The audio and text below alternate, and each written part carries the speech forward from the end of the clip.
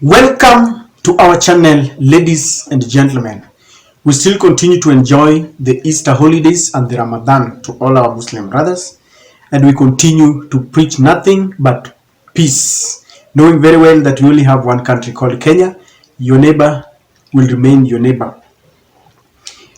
Now, the BBI, Building Bridges Initiative, one that was initiated by Uhuru Kenyatta and Raila Amolo Odinga, one that was rejected by Ruto and Rigathi Gachagua, has come down to haunt those who rejected this proposal. A section of Mount Kenya legislatures are now lamenting, and they want part of those BBI brought so that they can be implemented. Let's read what is happening here. They say Mount Kenya politicians push for implementation of one man, one vote, one shilling formula. When I mention that, you understand what I mean. Parliamentarians from Mount Kenya region are now rooting for equitable distribution of revenue through one man, one vote, one shilling allocation. Insisting that the region has been producing over 30% of the national revenue, the members of parliament insisted that the allocation of resources should henceforth be based on population.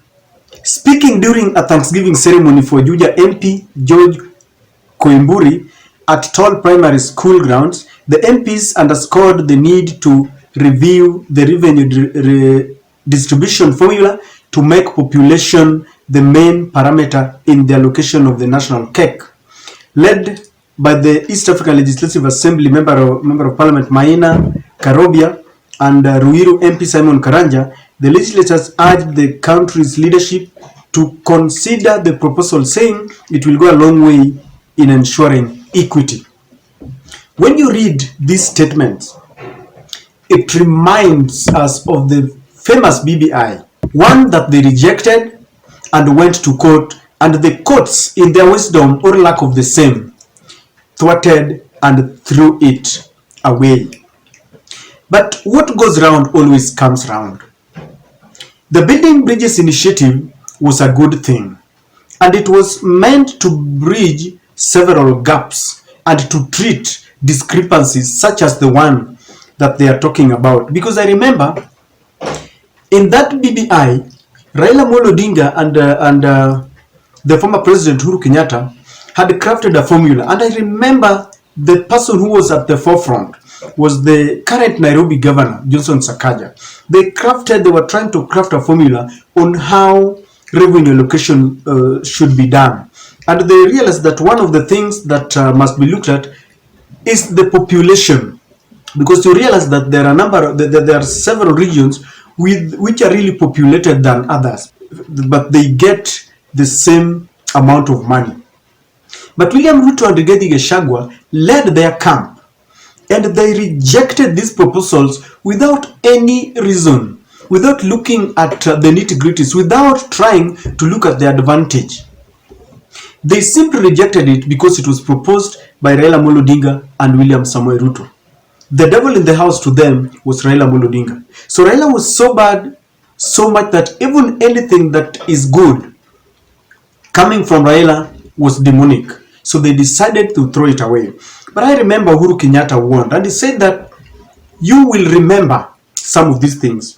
In that BBI, Mount Kenya was supposed to be added several constituencies.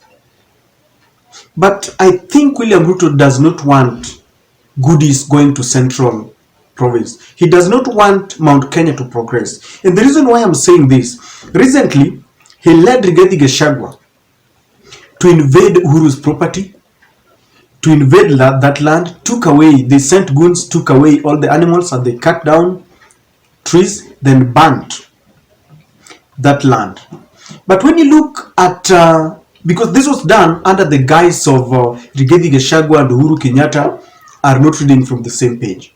And so there's a kind of imagined enmity between them. Sibling rivalry that should not exist. Look at how William Ruto is dealing with his sibling rivals in the Rift Valley. He looked like he was fighting Gideon Moi. But recently, what did we hear? he awarded Gideon Moi a very lucrative project, just to show you that while he's inciting the Mount Kenya people to fight, he's busy embracing his brothers from the Rift Valley. William Ruto and Rigathi Gachagua had accused the BBI proponents that they only wanted to create positions for the dynasties.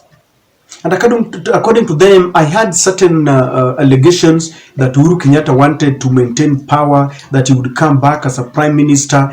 And William Ruto said that in his government, he was not going to create positions for leaders. All that he wanted was to ensure that it was a government that was for the people. In fact, let me say, of the hustlers, by the hustlers, and of the hustlers, let me just say so.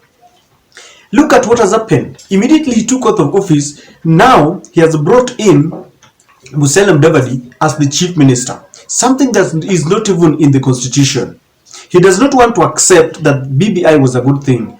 He has brought it there, and Musalia Mudavadi is now holding a position that is not in the constitution. Instead of just accepting that the BBI was good so that they can create it and give Musalia Mudavadi what is rightfully his, he's doing it under the guise, he knew it was good.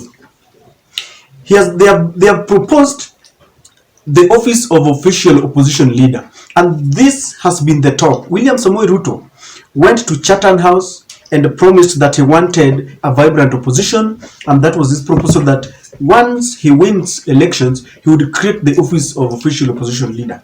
That thing was in the BBI. They rejected it. Now they're coming back to reintroduce it. Look at the fallacy. And the hustlers did not think twice when they were being told all these things. They simply rejected the BBI. Now the Mount Kenya MPs are realizing that they are claiming that they produce 30% of the total national revenue. I don't know whether it is factual, but one thing I know is that they have a large area and they were going to benefit more than any other region, getting more constituencies. And you see, when you get an extra constituency, it comes with several goodies.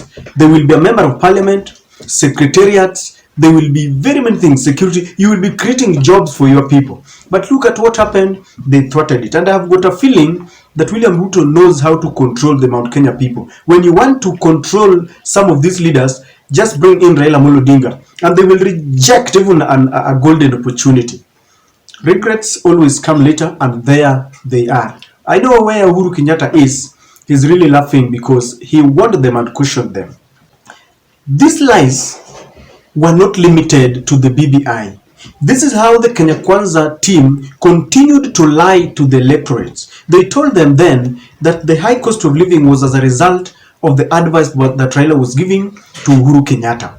Today they are in power. They abandoned all the subsidies. In fact, life is worse than it was. And they continue to tell hustlers. Even today I had Rigiji saying that the cost of living and the delayed salaries because of Raila Amolo Odinga and Uhuru Kenyatta. For how long will we continue like this? For how long will we continue to listen to lies, blatant lies and fallacious stories being made to us? When will we wake up? Because the more we allow the Kenya Kwanza team to lie to us, the more they think that we are easily manipulated. They think that they can hoodwink everyone. Why don't we one day just wake up and tell them, we are tired of stories, we are tired of blame game. Can you rise up and do the right thing? The hustlers must now decide to discern truth from fallacy, regardless of who is speaking it. If Raila is speaking the truth, know it. If Raila is lying, you must tell them you are lying. If it is the Ruto camp which is lying, we need to tell them. And if they're saying the truth, let us tell them. This kind of accepting, we wake up and want to accept lies simply because we support a certain political divide, will not help us. We continue to suffer today because the government knows very well that we will not ask questions. They know very well that we will continue with the hunger as long as they explain that it was Raila and Uhuru Kenyatta. Ladies and gentlemen, don't you think it is high time we reinstate the BBI? Because now the members of parliament from none other than the area that was supposed to benefit, Mount Kenya, are now saying it is a good thing and they want to reinstate it. What do you think, ladies and gentlemen? Please share with me on the comment section.